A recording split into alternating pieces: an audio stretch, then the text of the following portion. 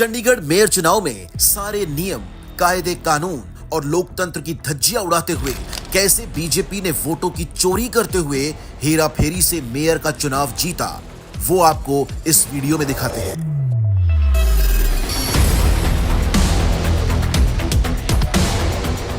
सबसे पहले आपको बताते हैं कि इस चुनाव में केंद्र की बीजेपी सरकार ने जिस व्यक्ति को चुनाव का पीठासीन अधिकारी बनाया था, उनका परिचय क्या है। नाम है अनिल मसीह, जो भाजपा के अल्पसंख्यक मोर्चे का पदाधिकारी रह चुका है। सवाल यह है कि भाजपा का पदाधिकारी कैसे एक निष्पक्ष चुनाव करा सकता है। अब आइए आंकड़ों पर। चंडीगढ़ मेयर चुनाव में बीजेपी के पास है 14 पार्षद, एक अकाली दल का और एक चंडीगढ़ से भाजपा की सांसद। भाजपा के कुल वोट थे सिर्फ 16। अब दूसरा पक्ष, दूसरी तरफ आम आदमी पार्टी के 13 पार्षद, कांग्रेस के 7, कुल संख्या हो जाती है 20। इस हिसाब से आम आदमी पार्टी और कांग्रेस यानी इंडिया गठबंधन के उम्मीदवार का जीतना तय था। अब यहां से शुरू होती है भाजपा की असली साजिश।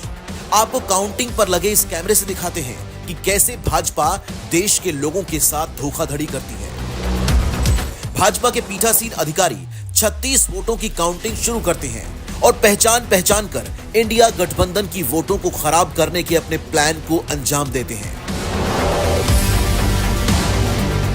जिन वोट पर कुछ नहीं करना था, उन्हें जल्दी जल्दी साइन करके आगे बढ़ा रहे हैं। अब आई आम आदमी पार्टी के पार्षद की वोट। बेईमानी करनी थी तो थोड़ा सा रुके, ऊपर देखा कि कोई देख तो नहीं रहा है, और फिर चुपके से पेन से डॉट मार के वोट को खराब कर दिया। फिर बीजेपी की वोट आई तो आराम से आगे बढ़ा दी। उसके बाद वो वोट आई जिस पर गड़बड़ी करनी थी तो चुपके से फिर से पेन चला दिया और वोट को खराब कर दिया। उसके बाद विपक्ष की एक और वोट आई, यानी तीसरी वोट, और उसे भी खराब कर दिया। फिर चौथी वोट खराब की, फिर पांचवी वोट खराब की, उसके बाद छठी, फिर सातवीं और ये 8वीं। एक एक करके आम आदमी पार्टी और कांग्रेस के 8 पार्षदों की वोट खराब कर दी ताकि बीजेपी के उम्मीदवार को जिताया जा सके।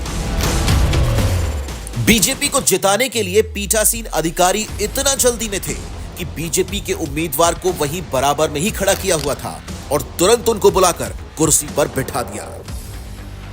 लोकतंत्र और संवैधानिक मूल्यों का खुलेआम चीरहरण किया गया। क्या मोदी जी इस तरह चुनाव जीतते हैं? चंडीगढ़ में तो कैमरे पर पकड़े गए, पर देश भर में न जाने अभी तक ये लोग कितने चुनाव ऐसे धोखाधड़ी करके जीते हैं।